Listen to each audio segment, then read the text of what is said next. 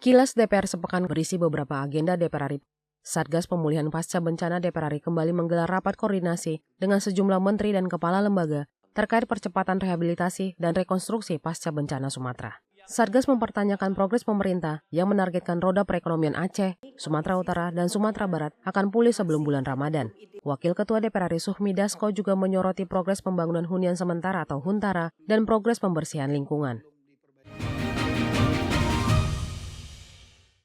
Komisi 9 DPR RI menerima audiensi mantan karyawan PT Merpati Nusantara Airlines terkait belum dibayarkannya pesangon dan hak pekerja yang tertunda bertahun-tahun.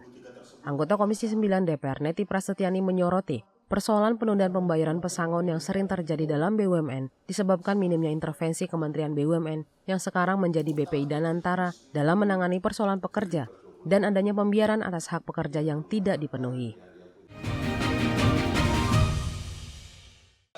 Badan Legislasi DPR RI menyetujui harmonisasi RUU tentang pengelolaan keuangan haji untuk diproses lebih lanjut pada rapat paripurna DPR RI sebagai usul inisiatif DPR. Wakil Ketua Balik DPR RI Iman Sukri menyampaikan, panja harmonisasi menghapus asas nirlaba agar pengelolaan keuangan haji dilakukan secara profesional untuk meningkatkan nilai manfaat dana setoran jemaah. Hasil harmonisasi juga memberikan kewenangan pada BPKH untuk membentuk anak usaha di berbagai bidang tidak terbatas pada ekosistem haji. DPR RI menggelar rapat paripurna penutupan masa sidang 3 tahun sidang 2025-2026. Selanjutnya, DPR RI memasuki masa reses pada 20 Februari sampai 9 Maret 2026.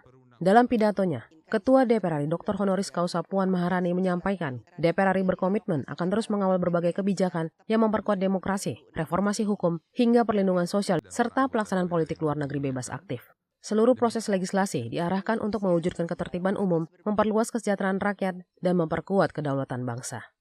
Komitmen politik bersama antara DPR RI dan pemerintah untuk dapat mewujudkan ketertiban umum, memperluas kesejahteraan rakyat, membatasi kewenangan aparatur negara secara proporsional, serta melindungi kepentingan rakyat secara adil dan berkeadaban.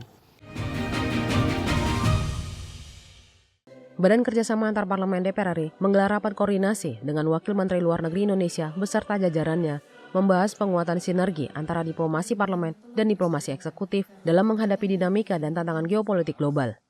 Menurut Ketua BKSAP DPR RI Sahrul Aidi, Indonesia memerlukan pendekatan diplomasi yang lebih inklusif, adaptif, dan cepat dalam merespon berbagai isu internasional yang berkembang.